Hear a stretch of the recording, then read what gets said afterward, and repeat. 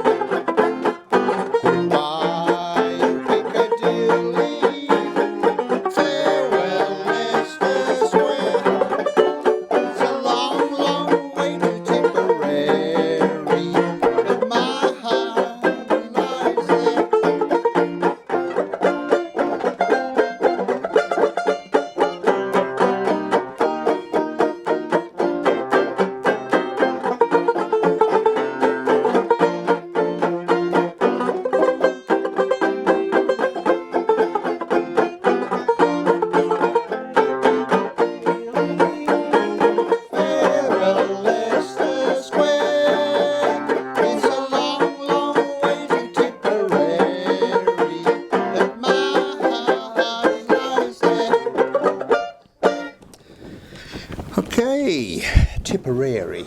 So that's an Irish song, obviously, but it was a First World War song. So we talked a little bit about our banjos being made in different countries. In fact, the English have banjos as well. They have Windsor is a name, and it was strong in the late 1800s and into the 1900s. Now the banjo, of course, we've often discussed it. It was very strong in the Jazz Age, and that's the 20s and into the 30s. And then during towards the end of the 30s, the swing era came in, and the guitar tended to fit in a little better. And the guitar, of course, was lighter than these and a softer sound. But about that same time, microphone technology improved, and so the guitar became more favoured, and the banjo drifted away. But it had a resurgence in the 1950s, yep. With subsequently a film Deliverance, and there was banjo there. But we should talk about another little banjo that is around, and Gordon's just going to pick it up, and then he can talk a little bit about. I'll hold it while he perhaps so this has a look. This is a banjo ukulele. So it's the same as a ukulele to play, but it's built, instead of having a guitar sort of shaped body, it's got a round body like a banjo. And the most famous exponent of this was George Formby in the UK. George Formby was a big star in the 1930s and 1940s through the Second World War, and he was the top earning performer of his era. And there's a nice little story about him. At one stage, his wife did all the management for him. She was apparently a force to be reckoned with, and she drove a good bargain and helped him with his financial success. And at one stage he said, "I'd like a new car," and she said, "Well, when you headline at the Palladium, you can have a new car." And in due course he did headline at the Palladium, and she said, "Well, what do you want?" He said, "I'll have a Rolls Royce." Wow. And so he got a Rolls Royce, and after a while he was earning enough that he would get a new Rolls Royce every year, and then a new Rolls Royce every 6 months, and then in the 50s he was getting a new Rolls Royce and a new Jag every 6 months. So that tells you how much he was earning playing just this thing here. He was well known for, he was in a lot of films, but he had this sort of cheeky persona, and there's a couple of songs in particular that he's well known for, and this is one of them. This is Chinese Laundry Blues. You ready? Yeah. 1, 2. Oh, Mr. Lewis, a laundry man in a shop with an old paint can. Did I only go in the way he really makes me so? He's lost his heart of a Chinese girl, and he's only so unknown. All they have fun, so short as lines. Oh, Mr. Lewis, like us Chinese laundry blues. Money stealing.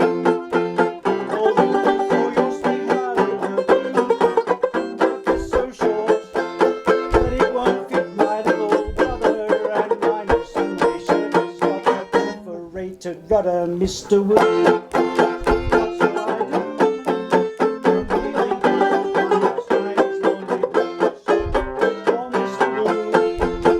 He's got a nosy eye that figures you want to see it wobble, and he's finding ladies' blouses, Mr. Wood.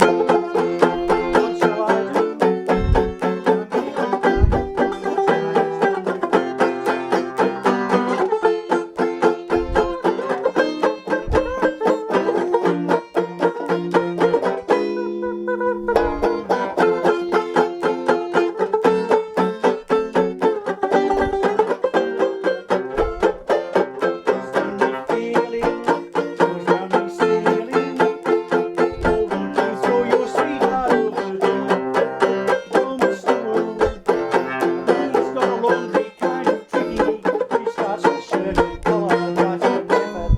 Waistcoat, Mr. Wood. What shall I do? I'm feeling kind of Chinese laundry blues. Yeah. He did. He made a film in the Isle of Man where he was a rider in the TT races there on a funny-looking motorcycle. I thought it was a Shuttleworth or something like that. So he was, a bit of a character. Anyhow, that's just one we thought we'd do for him. So let's look again at these banjos. This particular one, apart from having all the elaborate stuff, has this is a maple neck on these. This is the American one, and it's all carved here on the heel. And as I like to often say, this is our superannuation in gold all around here. No, just not seriously. These have got what's called a deep resonator. Other banjos only come to about here. And there's three main types of banjos. These are called the standard banjo, and they have 22 of these frets. Here, Gordon's is the same, and they make another one which is shorter. It's called a tenor, and there's either 17 only or 19 of these frets. And the tenor was known, its tuning is the same as a viola, and it's said that during the Depression, when orchestra musicians, who of course all the way they fingered the strings here was the same, and they worked in jazz bands, and of course that's where all the nasties were, Al Capone and that, so there was plenty of work. If they asked for you to work for them, you sort of had to do that. And the third banjo is the same length as this, but it has another one. These are pegs, we call those tuners, just up here, and there's another one that comes out of the side here with another string going down. So that's the 5-string banjo, and the 5-string banjo is favoured with bluegrass and folk music. yes. So if you were listening to the Beverly Hillbillies or something like that, or the film Deliverance, that ding-a-ding-ding-ding-ding-ding-ding sort of sound, that's the 5-string sound, and most banjos are in fact 5-string. These Yes. 4-string ones like this style is in the minority. I think so, yes. Yeah. These have the ability to, you can play chord melody on it, so you can accompany yourself if you're singing, and so they're often, people when they do learn the banjo, after a while when they get skillful, they think perhaps that's the sort of banjo I should play. We might play another tune now. Okay. What do we do? Do you want to do... How about the TV commercial? Oh yeah, that's a good idea. We're going to play this song now, and you'll mostly only hear the chorus of it, but we're going to play the verse, and it'll be interesting to know if you recognise it. We'll only play it through once. So, ready? Here we go. 1, 2, 3, 2, 2, 3. I've got a song that won't take very long. With the right kind of note, if I strike it, something we eat, and I know it's quite sweet, and I'm sure you are going to like it. So I like aeroplane jelly.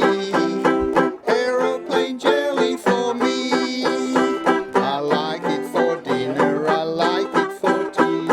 Little each day is a good recipe. The quality's high as the name will imply. It's made from pure fruit, one more good reason why I like aeroplane jelly. Aeroplane jelly for me. Did you know the verse? Interesting, isn't it? Yes, that's is there. I don't think the gal that sat in the swing that did it, because the aeroplane jelly's been around. Excuse the advertisement, has been around since the 1930s, and the lass that used to be doing the swing and singing the chorus, she'd be well in her 80s now. Perhaps she's still with us. We don't know. Just coming into her prime. I think she could. Yes, that's good. Another interesting thing about these is this here, this skin, as it were. Originally the skin's on them, and it's the same as a drum, and you could actually say this is a sort of a drum-like thing, or it could be is it being a stringed instrument? Is it a stringed instrument? Anyhow, that's a minor thing. But originally they used calf skins, and they were stretched across, and drums used them as well. And the difficulty was, I believe, if there was moisture in the air, Yeah. humidity, they would stretch, and this wooden device here that the strings go over would push down, and they'd go out of tune, and they were a nuisance. And then eventually plastics came in, and this material's called Mylar, and you sort of put it on, and it virtually lasts forever. Well, Yeah. not many people split them, but they occasionally do. But that's one less thing that you have to worry about. These are, I guess, as we said, are 4 strings, and they're tuned C on this string, G on this, B and D. C, G, B, D, for those that are musically interested. So we might just play another tune, and we'll change key in it. We might just do a tune called Bye Bye Blues. Yep. Is that? So we'll start in B flat. Yep. And then we'll go to 2 in B flat and 1 in C. yeah, in C. Is that all right? Yep. Yes.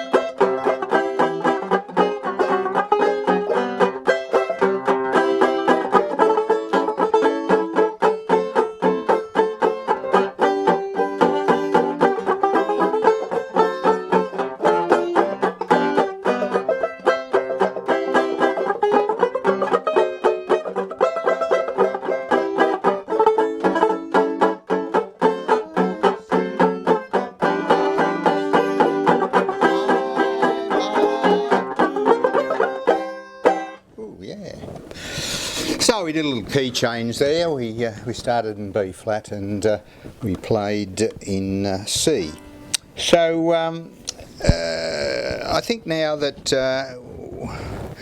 we might just finish up with a tune that I'm sure everyone knows. It's an Australian tune, The Road to Gundagai, and there are 2 verses, so we'll probably sing both with a little double ending type of thing. How's that? Is that all right? Good. Yep. Yeah, yeah. So, and for those that want to know, we're in the key of F. To an old-fashioned shack along the road to Gundagai, where the blue gums are growing, the Murrumbidgee is flowing beneath that southern sky, where me mummy and daddy are waiting for me, and the pals of my childhood and once more I will see.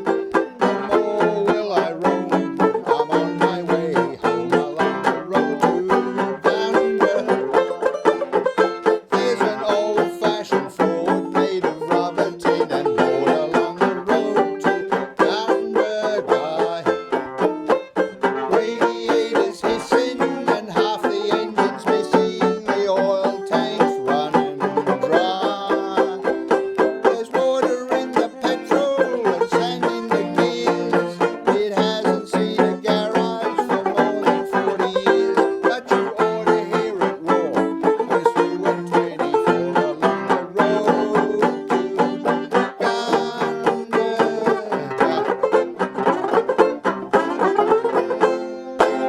Okay, well, thank you from Gordon and myself, Dennis.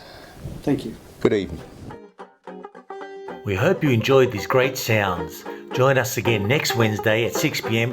when we introduce, in partnership with Western Sydney University, Burwood's Rising Stars. Remember to mask up, get tested and get jabbed.